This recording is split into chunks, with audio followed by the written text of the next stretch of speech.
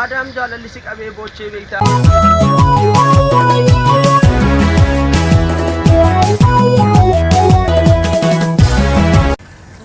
harka fuudhaa akkam jirtan hordoftoota fi jaallattoota ilmaan oromoo bakka itti nagaan isiniif haa baay'achiisin jecha hordoftoota YouTube chaanaalee Hurjii Entertainment jalatti argamtan bakka itti nagaan koo isin haa ga'u isiniin jecha ragaa fi deebii tokko waliin qabna waliin haa ilaallu isiniin jedha.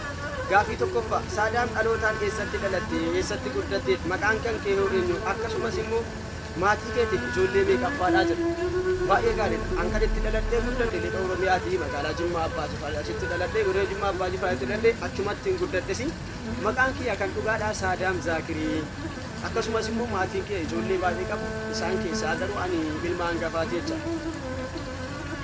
Gaafii lammaffaa kutaalee Oromiyaa keessaa osoon deemee daawwadhee jettee kan hawwitu naannoo kamii akkasumas immoo osoon keessa jiraadhee jettee kan hawwitu qabdaa jedha. Kutaalee Oromiyaa hundaa osoon deemee daawwadhee baay'ee natti tola. Osoon immoo kan irraa keessa hin qabne lixa Oromiyaa osoon deemee daawwadhee baay'ee natti tola. Keessa jiraadhee jedhee immoo kan hin hawwu godina Shawaa Bahaa magaalaa Adaamaa keessa otoo jiraadhee baay'ee natti tolan. Kana jedhee xiyyaadha. Gaafii sadaffaan gootota lubbuun darban keessaa kan baay'ee dinqisiifattu nama lama eenyu saba isaati wajjin nuuf himi jedha. Gootota lubbuun darban keessaa kanan baay'ee dinqisiifadhu Jeneraal Waaqoo Guutuuti ammas immoo dabalataan Artiist Haacaaluu Hundeessaa isaan kana waan baay'ee dinqisiifadhaa jechuudha. Akkasuma Waaqoo Guutuudhaa goota dhugaadhaaf sabaaf dhaabbatee darbeedhaa qabsaa'ee hidhatee hidhachiisee loleetuun barsiisedha. Kanaaf gabrummaa buqqisuudhaaf waan inni godhin hin turre gabrummaa hiddaan buqqifnaa dadhabnu ilmatti guddifna jechaa ture. Hanga isaatti gabrummaa kana buqqisuudhaaf tattaaffii guddaa waan godhaa turee fi nama dinqisiifatu keessaa isa tokko ammas Haacaaluu Hundeessaadha nama dhugaadhaaf dhaabbatee dabarfateedha guyyaa tokko gandaa fi amantiidhaan osoo nama addaan hin qoodin otoo dhugaa isaatiif lallabuu oromummaa isaa osoo kunuunsuuti kan inni wareegamee darbe kanaaf baay'een isaan kana dinqisiifadhaa jira. Gaafii arfaffaa saadam jaalalli si qabee boochee beektaa akkasumas immoo guyyaan baay'ee gadditee fi guyyaan baay'ee gammadde yoo qabaatte nuuf himi jedha. Dhugaa dubbachuuf kan jaalalli na qabeellee boohee hin beeku guyyaan baay'ee gammadde baay'ee gaddamaa jiran guyyaan akkaan hin gadde dhiyoodhuma kanaa jechaadha baruma akkas darban kaleessa guyyaa Artiist Haacaaluu wareegamu baay'ee gadda guddaa turatti dhagahamee ture kan yoomuu dagachuu hin dandeenye maaliif hin ta'a jedhee waan hin hiyyaanneefi baay'ee tokko na gaddisiisee onnee kiyya na cabsee guyyaan sun dhanaa fi guyyaa addaa jedhee yaada. Ammas du'a isaatiin wal qabatee wareegama isaatiin gootoliin baay'een hidhamaniiru qabeenyi baay'een barbadaa'ee jira. Kanaaf lubbuun namoota baay'ee waan gaaga'ameef gadda guddaa keessa na galchee ammas guyyaan baay'ee gammade baatii dhuma muraasa dura guyyaa gootichi Oromoodha Jawaar Muhammad mana hidhaatii ba'uu baay'ee tokko gammadeedha gammachuu guddaatu natti dhaga'ame.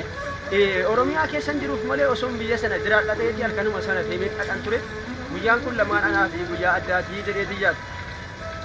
Gaafii shanaffaa qabsaa'ota Oromoo keessaa kan lubbuun jiran namoota lama kan baay'ee dinqisiifattu eenyu saba isaati waliin jedha.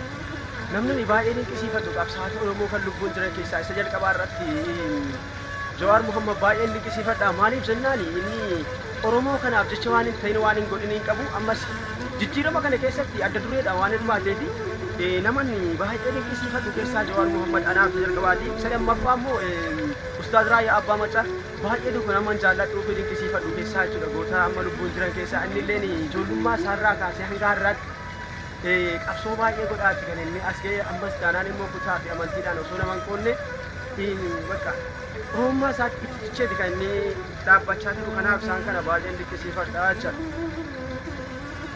Gaafii jaaffaa gama walaloo akkamitti dhuftee jedhe eenyuun fakkeenya godhatte akkasumas immoo harmee Oromiyaa akkamiin ibsita walalootiin nuufsi jedhe.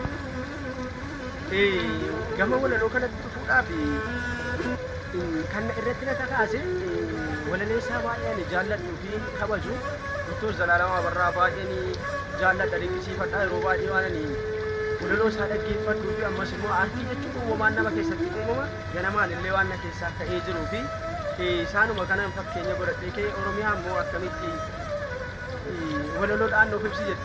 Oromiyaa jiitu biyya magariisa olmaan kee guddaadha maal jedheen si ibsaa lafee koon si jaareen dhiiga koon si sicha kee ta'ee dhalachuun kudhanaaf kennaadha badhaasaa jedhe. Oromiyaa jechuun egaa naaf waan jedheetu qabu lafaa fi lafee kiyya baay'een jaalladha, baay'een kabaja Oromummaa kiyyaa fi Oromiyaa irraa dhalachuu kiyyaa fi baay'ee na gammachiisa jechuudhaan barbaada.